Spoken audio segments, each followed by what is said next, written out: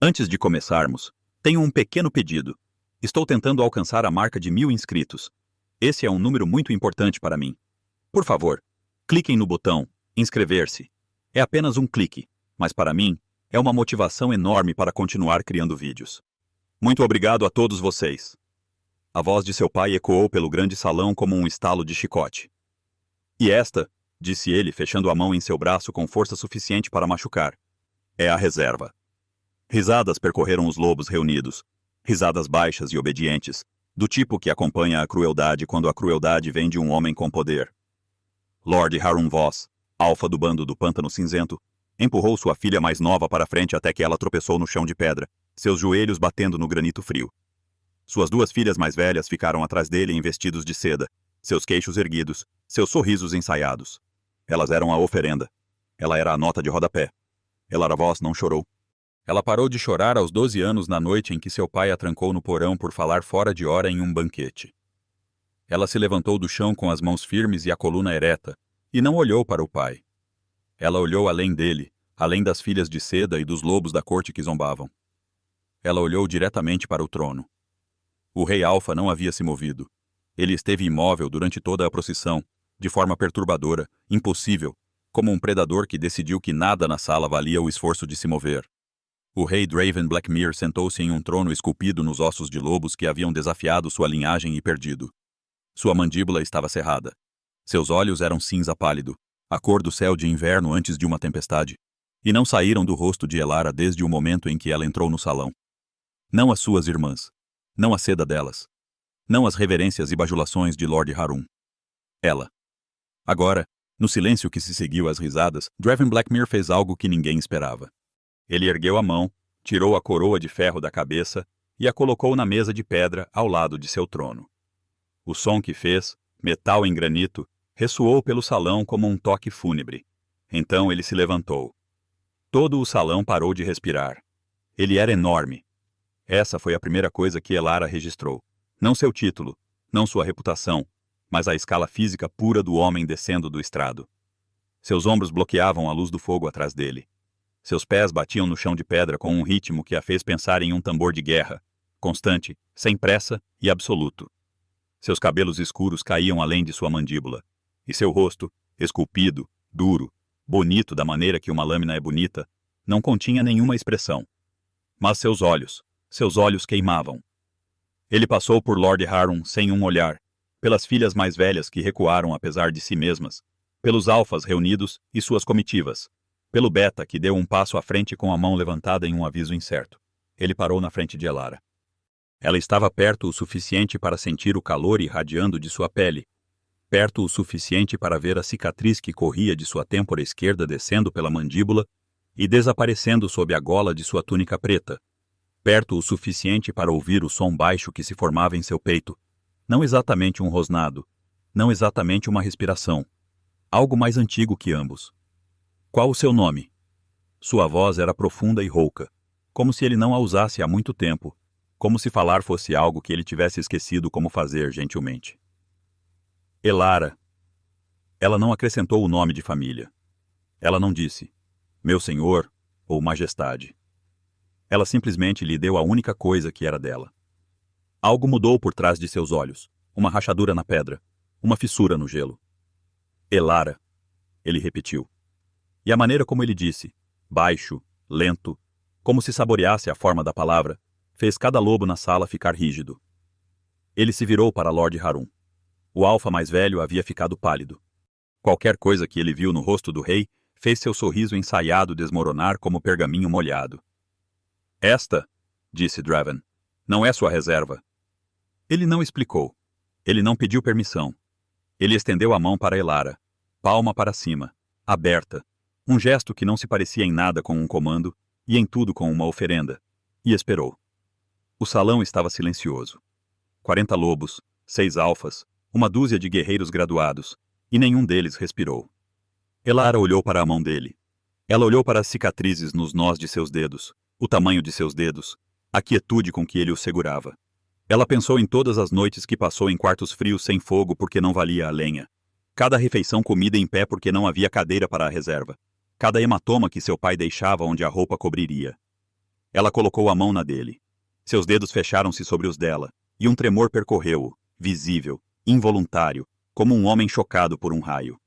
Seus olhos piscaram, o cinza pálido brilhando para algo quase luminoso, e por um batimento cardíaco, ela ouviu. Não o rei. Não o alfa. Mas algo cru, assustado e desesperado por baixo. Então a máscara voltou. Ele se virou, a mão dela ainda na dele, e caminhou em direção às portas do grande salão. A multidão se abriu como água antes de uma lâmina. Lord Harunvoss abriu a boca para protestar. Draven não se virou. Se você falar, disse ele, sua voz carregando a autoridade calma do poder absoluto, eu o ouvirei como um desafio, e não perco um desafio há 400 anos. A boca de Harun se fechou. As portas se abriram. O ar da noite entrou, frio, cortante, trazendo o cheiro de pinho e geada, e o uivo distante de lobos dos desfiladeiros da montanha. Draven levou Elara para fora do salão, para fora do mundo que ela conhecia, e para o dele. Atrás deles, a coroa de ferro repousava na mesa onde ele a deixara, fria e intocada, como se não importasse mais. A fortaleza de Thornhold estava esculpida na face de um penhasco de granito, e era o lugar mais frio que Elara já havia entrado. Não frio no sentido do inverno, frio no sentido da ausência. As lareiras eram enormes, mas os fogos queimavam baixo, como se as próprias chamas relutassem em se comprometer. Os corredores de pedra se estendiam longos e cinzentos, iluminados por tochas que tremeluziam sem calor. Servos se moviam em silêncio, seus olhos desviados, seus passos cuidadosos. Sem risadas, sem música, sem cor. Draven soltou sua mão no momento em que cruzaram o limiar, e a perda de contato foi tão repentina que pareceu física, um calor retirado. Ele caminhou à frente dela, alongando o passo, a breve rachadura em sua compostura selada como se nunca tivesse existido. Você terá quartos na Torre Leste, disse ele sem se virar. Comida será trazida, roupas, o que você precisar. Por quê? Elara perguntou. Ele parou. Ela observou seus ombros tensos sob o couro preto de sua túnica. Lentamente, ele se virou. A luz da tocha capturou a cicatriz em seu rosto, e ela percebeu que não era uma ferida de batalha. As bordas eram muito precisas, muito deliberadas. Alguém havia esculpido aquela linha em sua pele com intenção. Por que a guerra? Por que eu? Você teve 2 filhas de sangue nobre apresentadas a você em seda. Você escolheu a de vestido rasgado e pés descalços. Ela sustentou o olhar dele. Estou perguntando por quê? Algo se moveu por trás de sua expressão. Um lampejo de surpresa, rapidamente enterrado. Você não tem medo de mim. Deveria ter? Todos têm medo de mim. Então talvez todos não tenham passado 19 anos dormindo em porões e aprendendo que o medo é um luxo para pessoas com algo a perder. O silêncio que se seguiu foi absoluto. Draven a encarou como se ela tivesse falado em uma língua que ele havia esquecido. Uma que ele não ouvia desde a infância. Sua mandíbula se moveu. Suas mãos penduradas ao lado do corpo tremeram uma vez. Depois ficaram imóveis. Meu lobo escolheu você, disse ele finalmente. Sua voz havia mudado, mais quieta, despojada de autoridade, deixando apenas a honestidade por baixo. No momento em que você entrou naquele salão, ele ficou em silêncio pela primeira vez em 300 anos. E então ele uivou. Elara não sabia o que dizer a isso. Ela não entendia completamente o que significava. Ela nunca havia mudado. Nunca sentiu o puxão do lobo que deveria viver dentro dela. Seu pai lhe dissera que ela era defeituosa, quebrada, sem lobo. Mas parada naquele corredor congelado, olhando para um rei que tremia quando ela lhe fazia uma pergunta simples, ela sentiu algo se agitar em seu peito. Não um lobo. Ainda não. Algo mais profundo. Algo esperando. 300 anos, disse ela suavemente. Ele não respondeu. Ele se virou e foi embora. E ela entendeu que ele já havia dito mais do que pretendia. Mais, talvez, do que disse a alguém há muito tempo. Uma pequena mulher apareceu no cotovelo de Elara, grisalha, de olhos penetrantes, com as mãos calejadas de quem trabalhou todos os dias de sua vida. Ela usava a lã simples de uma serva e cheirava a pão e lavanda seca. Eu sou Maren, disse ela. Vou te mostrar seus aposentos. E se você for sábia, não fará perguntas ao rei que ele passou séculos evitando. E se eu não for sábia? Maren a estudou por um longo momento. Então, inesperadamente, ela sorriu. Então talvez você seja exatamente o que este lugar precisa. Os primeiros 3 dias ensinaram a Elara a forma do sofrimento de Draven.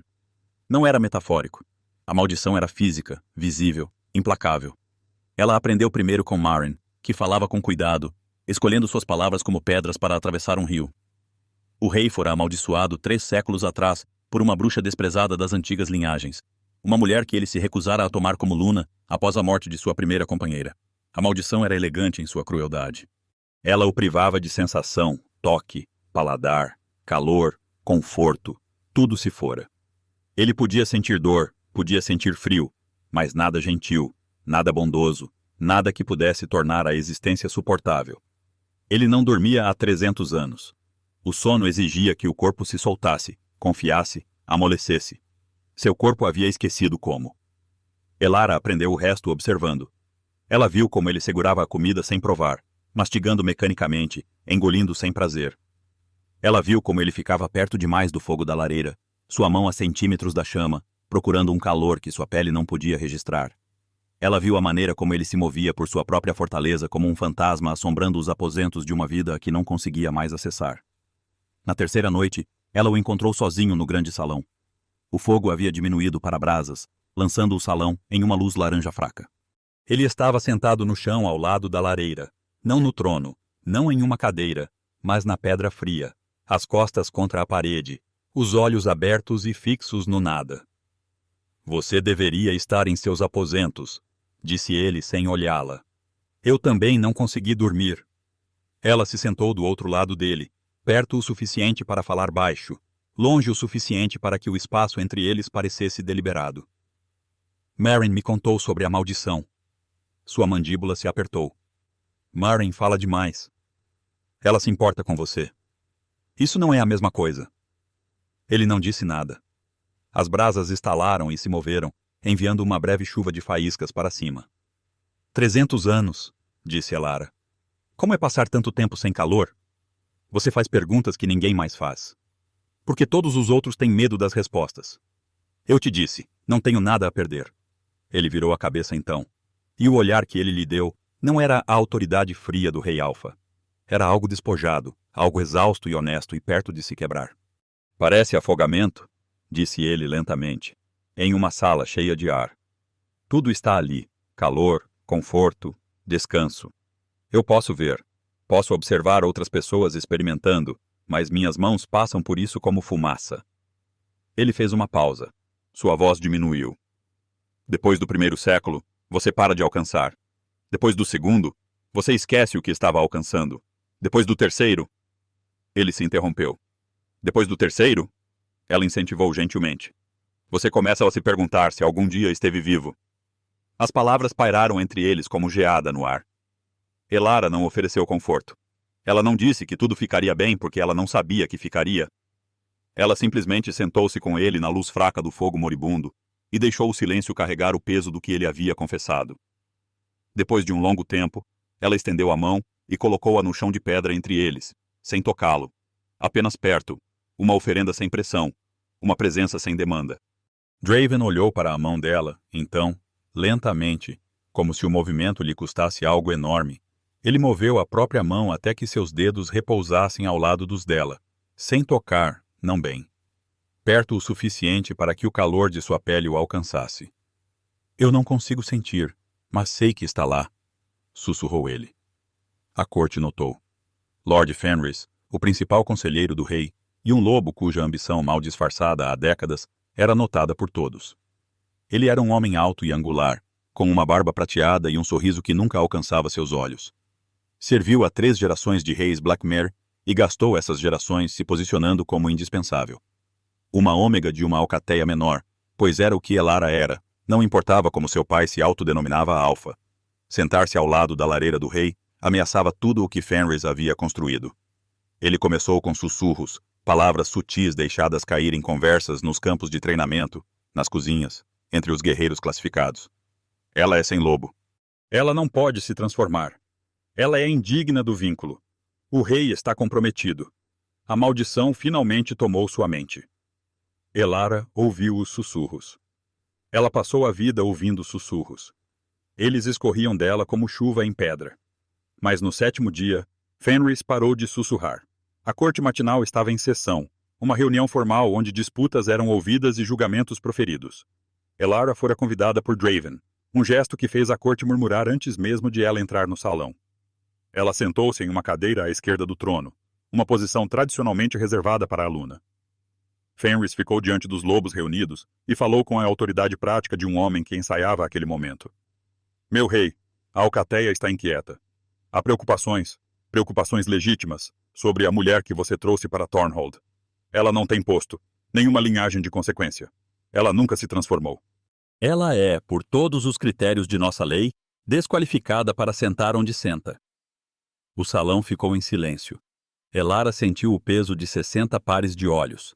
A expressão de Draven não mudou. Isso é uma preocupação, Fenris, ou um desafio? É um conselho, majestade, oferecido com o respeito que seu trono merece. Então permita-me oferecer um conselho em troca. Draven inclinou-se para a frente e a temperatura no salão pareceu cair. A mulher sentada ao meu lado entrou em uma corte cheia de lobos que a desprezavam. Sentou-se em uma cadeira pela qual uma dúzia de lobas matariam, e não vacilou uma vez durante sua apresentação. Ela tem mais aço em seu silêncio do que você mostrou em 60 anos de serviço. Sua voz baixou para algo mal acima de um sussurro, mas alcançou todos os cantos da sala. Questione sua presença novamente, e eu a interpretarei como uma questão ao meu julgamento. E acho que você sabe como eu respondo a essas perguntas. Fenris fez uma reverência, seu sorriso intacto, seus olhos queimando com algo que não se parecia em nada com rendição. Elara manteve o rosto imóvel. Suas mãos, dobradas no colo, não tremiam. Mas sob sua aparência composta, algo estava mudando. Um calor em seu peito, uma vibração baixa que ela nunca sentira antes, como um batimento cardíaco que não era inteiramente seu. Naquela noite, ela ficou na janela de seu quarto na torre e pressionou a mão contra o vidro frio. A lua pairava pesada sobre as montanhas e nas florestas abaixo, lobos uivavam. Ela nunca uivou de volta. Ela nunca teve algo para uivar. Mas o som em seu peito estava ficando mais alto. A maldição atingiu na 10ª noite. Elara estava na biblioteca, uma sala vasta e abobadada que cheirava a couro velho e poeira e ao leve fantasma de tinta. Ela encontrou um livro de histórias de lobos, escrito à mão em uma caligrafia tão antiga que era quase ilegível, e ela estava lendo em voz alta para si mesma quando Draven apareceu na porta. Ela se acostumara com sua presença, a maneira como ele preenchia uma sala sem esforço, a maneira como seu silêncio tinha sua própria gravidade. Mas esta noite, algo estava diferente. Ele estava parado na porta com uma mão apoiada no batente de pedra, e sua respiração estava errada, irregular, superficial. A cicatriz em seu rosto parecia mais escura, como se a sombra estivesse se acumulando na linha esculpida. Draven. Ela se levantou, o livro esquecido. Fique para trás. As palavras saíram entre dentes cerrados. Seus olhos estavam piscando, de cinza pálido para algo mais brilhante, algo desumano. Seu lobo estava pressionando contra a superfície, e o esforço de contê-lo estava escrito em cada linha de seu corpo. Ela não ficou para trás. Ela atravessou a sala e parou a um braço de distância dele. Ela podia ver agora. Veias escuras rastejando sob a pele de suas mãos, de seu pescoço, espalhando-se como geada sobre um vidro de janela. A maldição se manifestando fisicamente, lutando contra qualquer esperança frágil que tivesse começado a se formar no espaço entre eles. Está piorando, ela disse. Não era uma pergunta. Punha a esperança. Sua voz era quase irreconhecível. Baixa, fraturada, dividida entre o homem e o lobo. Toda vez que algo parece perto de calor, aperta. Lembra-me o que sou. E o que é você? Seus olhos encontraram os dela, e neles ela viu séculos de exaustão, de frio, de alcançar algo que se dissolvia ao seu toque. Uma coisa morta usando uma coroa. Elara estendeu a mão para pegar a dele. Não. A palavra foi arrancada dele. Você não pode sentir o que acontece quando a maldição... Seus dedos se fecharam em torno dos dele. Draven ficou rígido. Todo o seu corpo travou. Cada músculo se contraiu como se estivesse se preparando para um impacto. As veias escuras em sua pele pulsaram, rastejando em direção ao ponto de contato, em direção aos seus dedos envolvendo os dele. Por um momento terrível e suspenso, Elara sentiu. Um frio tão profundo que queimou. Um vazio que engoliu a sensação e devolveu nada. Então, sob o frio, algo mais.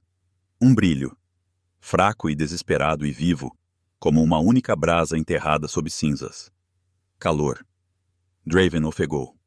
Não um som de dor, Um som de choque, de reconhecimento. Seus olhos se arregalaram, e as íris cinzas brilharam prateadas, e seus dedos, tremendo violentamente, fecharam-se em torno dos dela, como se ela fosse a única coisa sólida em um mundo feito de fumaça. Eu senti isso. Ele respirou. Elara, eu senti. As veias escuras recuaram de seu toque como seres vivos se esquivando de uma chama. Elas recuaram por seu braço, acima de seu ombro, desaparecendo sob sua gola. Sua respiração se estabilizou. A luz desumana em seus olhos diminuiu para algo quase humano, quase gentil, quase despedaçado de admiração. Ele olhou para suas mãos unidas. Seu polegar moveu-se sobre seus nós dos dedos. Um movimento lento e experimental, como se testasse se a sensação era real ou alucinação. Quente, ele disse. E sua voz rachou na palavra como um homem que havia esquecido como dizê-la. Os olhos de Elara queimaram. Ela não chorou. Ela não chorava desde os 12 anos. Mas parada naquela biblioteca empoeirada, segurando a mão de um rei que não sentia calor há 3 séculos, observando seu rosto se abrir como uma porta que estivera trancada por vidas, ela chegou mais perto do que em 7 anos. Do corredor lá fora, invisível, Lord Fenris observava. Seus olhos prateados se estreitaram. Sua mão moveu-se para o pequeno frasco escondido em suas vestes. Um frasco de líquido negro que cheirava a cinzas e sangue velho. A maldição tinha um guardião. E o guardião não tinha a intenção de deixá-la quebrar. Os próximos 3 dias foram o mais próximo de paz que Thornhold vira em 300 anos. Veio em pequenos momentos. Draven encontrou Elara no jardim da cozinha, um quadrado estéril de terra congelada atrás da fortaleza, e ficou ao lado dela enquanto ela virava a terra com as mãos nuas, seus dedos vermelhos de frio, plantando sementes que ela havia encontrado em um depósito esquecido. Nada vai crescer aqui, ele disse. O chão está congelado desde a maldição. Então será a primeira coisa a descongelar. Ele a observou trabalhar. Ela não pediu ajuda a ele. Ela não realizava sua bondade para uma audiência. Ela simplesmente se ajoelhou na terra congelada e plantou sementes como se acreditasse em algo em que o resto do mundo havia desistido. Na manhã seguinte, um único broto verde rompeu o solo. A equipe da cozinha se reuniu em torno dele e observou como se estivesse testemunhando um milagre. Em uma fortaleza onde nada crescia há 3 séculos talvez fosse, mas Fenris se moveu nas sombras. Ele despejou o líquido negro no vinho da noite do rei, não o suficiente para matar, mas o suficiente para amplificar a maldição 10 vezes. Naquela noite, Draven desmaiou no grande salão durante a corte noturna. As veias escuras irromperam em sua pele, cobrindo seu rosto, suas mãos, seu peito. Seu corpo convulsionou no chão de pedra, e o som que rasgou sua garganta não era humano. Elara correu para ele. A corte se dispersou. Apenas Maren permaneceu firme, seu rosto envelhecido pálido de medo. Não o toque, Fenris comandou, avançando com urgência praticada. A maldição o está devorando. Qualquer um que o toque será consumido. Elara olhou para Fenris. Ela olhou para suas mãos firmes, sua expressão composta, a cuidadosa performance de preocupação. Ela olhou para o jeito que seus olhos piscavam. Não para Draven no chão, mas para ela, medindo, calculando. Você fez isso, ela disse. O salão ficou em silêncio. A máscara de Fenris se manteve. A garota está histérica. Ela não tem entendimento do... Suas mãos estão firmes. A voz de Elara era baixa, mas alcançava. Seu rei está morrendo no chão, e suas mãos não estão tremendo. Todo lobo nesta sala está aterrorizado, exceto você. Ela se virou para a corte reunida. Ele não tem medo porque sabe exatamente o que está acontecendo. Porque ele fez acontecer. A compostura de Fenris rachou por um batimento cardíaco. Um lampejo de fúria em seus olhos prateados, e isso foi o suficiente. Os lobos viram. O Beta, um guerreiro massivo chamado Kael, que permaneceu em silêncio durante semanas de manobras políticas, deu um passo à frente e se colocou entre Fenris e o rei. Não se mova, Kael disse ao conselheiro. Elara ajoelhou-se ao lado de Draven. As veias escuras o estavam consumindo. Sua pele estava ficando cinza, sua respiração falhando, e seus olhos, quando encontraram os dela, estavam cheios de algo que ela nunca vira neles antes. Medo. Não de morte. De perder isso. De perdê-la. De afundar de volta no vazio depois de 3 dias, lembrando como era o calor. Elara. Seu nome quebrado em seus lábios. Vá. A maldição vai... Ela colocou as 2 mãos em seu peito. O frio a atingiu como uma parede de água negra. Ele jorrou nela, através dela, enchendo seus pulmões e seu sangue e seus ossos com uma escuridão tão completa que tinha peso, textura, intenção. Isso não era ausência de calor. Era ódio ao calor. Era 3 séculos de ressentimento e isolamento, e raiva congelada comprimidos em uma força que queria devorar tudo o que era gentil no mundo. E em algum lugar dentro de Elara, no lugar onde seu lobo estivera dormindo por 19 anos, no vazio que seu pai lhe dissera que estava vazio, no espaço que ela acreditara estar quebrado, algo despertou. Não se levantou suavemente. Eruptou. A luz jorrou de suas mãos, não dourada, não branca, mas o âmbar profundo do fogo da lareira, do sol de outono, de um calor tão fundamental que precedia a linguagem. Inundou o peito de Draven e encontrou a escuridão, e a escuridão gritou. O som não era audível, era sentido. Uma vibração que abalou as paredes de pedra e rachou a geada nas janelas, e fez todos os lobos no salão cambalear. Elara se manteve firme. O frio a rasgava. Tentava arrancar suas mãos. Tentava enchê-la com o mesmo vazio que havia esculpido em Draven. Ela o sentiu sussurrando. Você não é nada. Você é a reserva. Você é sem lobo e sem valor. E ninguém jamais te quis. Ela ouvira essas palavras antes. Ela as ouvira de seu pai, de suas irmãs, de todo lobo que a olhara como se ela não estivesse lá. Ela sobrevivera a elas então. Ela sobreviveria a elas agora. Você não vai mantê-lo, ela disse entre dentes cerrados, e a luz em suas mãos brilhou mais forte. As veias escuras se estilhaçaram. Elas não recuaram. Elas se quebraram, fraturando como vidro negro, dissolvendo-se em fumaça que subia da pele de Draven e se dissipava no ar frio do grande salão. O som de sua quebra era como gelo rachando em um rio na primavera, agudo, violento e cheio de promessa. Draven arqueou-se do chão com um suspiro que soou como um homem que fora mantido debaixo d'água por 300 anos finalmente rompendo a superfície. A cor inundou sua pele. Cor real. Calor e vida substituindo a palidez cinzenta que cobrira seu rosto por séculos. Seus olhos se abriram e não eram mais cinza pálido. Eram prata, brilhantes e claros e vivos. E encontraram o rosto de Elara com o foco desesperado de um homem vendo a luz pela primeira vez. Do outro lado do salão, Fenris se lançou em direção à porta. Kael o agarrou pela gola e o jogou no chão com a eficiência de um lobo que esperara anos por permissão. O pequeno broto verde na horta da cozinha rasgou a terra congelada. Ao amanhecer, seria uma videira. Até o fim da semana, o jardim estaria em plena floração. Draven sentou-se na beira de sua cama, uma cama na qual não dormia há 300 anos, e encarou suas próprias mãos. Juntou os dedos e sentiu a pressão. Passou a palma da mão pelo cobertor de lã, e sentiu a textura, áspera e quente e real. Levantou uma caneca de água aos lábios e provou. Limpa e fria. E a sensação era tão comum e tão milagrosa que ele teve que pousar a caneca porque suas mãos tremiam. Elara estava na soleira da porta, observando-o redescobrir o mundo. Tudo é barulhento, disse ele. Sua voz estava rouca com algo que ela percebeu com um sobressalto que era emoção. Emoção não filtrada, descontrolada. O tipo que inunda quando a barragem que a continha por séculos finalmente se rompe. O fogo está quente. A pedra está fria. O ar cheira a Elara. O ar cheira a pinho. Quando o ar começou a cheirar a pinho?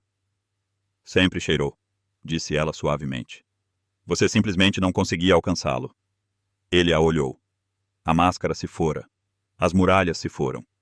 O rei frio e intocável que governara pelo medo e pela quietude e pelo silêncio se fora. E em seu lugar estava um homem marcado e exausto e sobrecarregado, olhando para ela como se ela fosse a resposta para uma pergunta que ele deixara de fazer há 2 séculos. Venha aqui, disse ele. Não um comando, um pedido. Ela atravessou o quarto.